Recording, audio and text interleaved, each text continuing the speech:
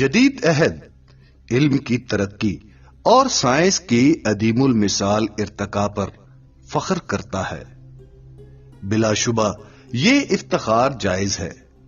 آج فاصلے اور وقت مٹائے جا رہے ہیں اور انسان کو فطرت کے سربستہ راز بے نقاب کرنے اور اس کی قوتوں کو اپنے تصرف میں لانے کی غرض سے مجتمع کرنے میں حیرت انگیز کامیابیاں حاصل ہو رہی ہیں، لیکن ان ترقیوں کے باوصف سامراجی ظلم، بیرون در ڈھارس بندھانے کے نام پر جمہوریت، قوم پرستی، اشتراکیت اور فاشسٹ اور خدا جانے ان کے علاوہ اور کیا کیا کچھ کی نقابوں سے اپنا چہرہ چھپا کر باہر نکلتا ہے۔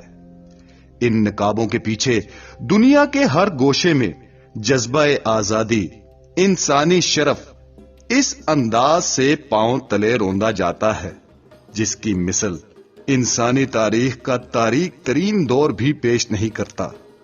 وہ نام نہاد مدبرین نے جنہیں انسانوں پر حکمرانی اور ان کی قیادت سونپی گئی تھی، خود کو خون ریزی، ظلم اور تشدد کا دیوتا ثابت کر دیا ہے۔ حکمرانوں نے جن کا فریضہ یہ تھا کہ وہ ان تصورات کا تحفظ اور ان کی نشو و نما کا اہتمام کریں جو اعلیٰ تر انسانیت کی تشکیل کرتے ہیں، تاکہ انسان کے ظلم سے محفوظ رہتا اور بنی نو انسان کی اخلاقی اور دانشورانہ سطح بلند تر ہوتی۔ اپنے اقتدار کی بھوک کی تسکین اور سامراجی تسلط کی خاطر لکھوں کہا انسانوں کا خون بہایا اور لاکھوں کو غلامی کے درجے میں لے آئے تاکہ اپنے جیسے گروہوں کی تسکین، حرص و طمع کا سامان کر سکیں۔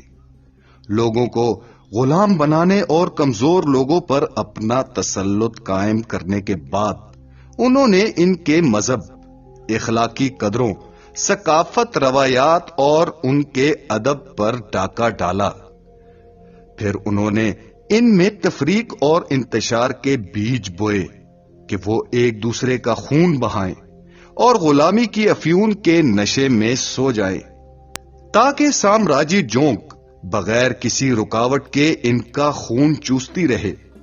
جب میں پلٹ کر اس برس پر نظر ڈالتا ہوں جو ابھی گزرا ہے، اور جب میں دنیا کو نئے سال کی آمد پر خوشیاں مناتے دیکھتا ہوں، تو یہ حبشہ ہو یا فلسطین، ہسپانیہ ہو یا چین، انسان کے ارضی وطن میں ہر چار سو وہی مصیبتیں پھیلی ہوئی ہیں۔ سینکڑوں اور ہزاروں انسانوں کو بے رحمی کے ساتھ تہہ تیغ کیا جا رہا ہے۔ سائنس نے تباہی کے جو انجن تخلیق کیے ہیں، وہ انسان کی ثقافتی کامیابیوں کی عظیم علامتوں کو مٹا رہے ہیں۔ وہ حکومتیں جو آگ اور خون کے اس ڈرامے میں خود ملوث نہیں، وہ اقتصادی طور سے کمزور اقوام کا خون چوس رہی ہیں۔ ایسا معلوم ہوتا ہے گویا زمین پر حشر بپا ہو گیا ہے۔ نفسا نفسی کا عالم ہے، ہر کوئی اپنی جان بچانے کی فکر میں ہے۔ ایسے میں انسانی ہمدردی اور رفاقت کی کوئی آواز سنائی نہیں دیتی۔ دنیا کے مفکر گنگ ہو گئے ہیں۔ وہ دریافت کرتے ہیں کہ کیا یہ تہذیب کی جملہ ترقی اور ارتقاء کا خاتمہ ہونے والا ہے؟ کیا انسان باہمی نفرت کی وجہ سے ایک دوسرے کو تباہ کر دیں گے اور اس زمین پر انسانوں کا بسنا ممکن بنا دیں گے؟ یاد رکھیے، آدمی اس ربا سکون پر اسی وقت سکونت رکھ سکتا ہے جب اس کے دل میں احترام آدمیت ہو، اور یہ دنیا خون خوار درندوں کی شکار گاہ رہے گی جب تک کہ ساری دنیا کی تعلیمی قوت آدمی میں احترام آدمیت پیدا نہ کر دیں۔ کیا آپ نہیں دیکھتے کہ ہسپانیہ کے لوگ ایک نسل، ایک قومیت، ایک زبان اور ایک مذہب کے رشتے میں بندھے ہوئے ہیں، لیکن اقتصادی نظریے پر اختلاف کی وجہ سے ایک دوسرے کا گلا کاٹ رہے ہیں؟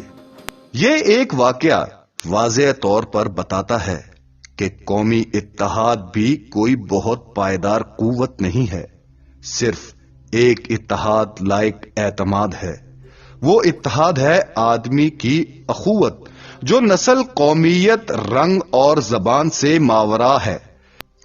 جب تک کہ یہ نام نہاد جمہوریت، یہ لعنتی قوم پرستی اور یہ ملعون سامراجیت پاش پاش نہیں کر دیے جاتے، جب تک کہ انسان اپنے عمل سے یہ ظاہر نہیں کر دیتے کہ وہ اس بات کے قائل ہیں کہ ساری دنیا خدا کا کنبہ ہے، جب تک کہ تمیز نسل و رنگ اور جغرافیائی قومیتیں مکمل طور سے صفحہ ہستی سے مٹا نہیں دی جاتی، وہ کبھی بھی خوشگوار اور آسودہ خاطر زندگی بسر نہیں کر سکتے، اور آزادی اور اخوت کے خوبصورت تصورات ہرگز شرمندہ تعبیر نہیں ہو سکتے۔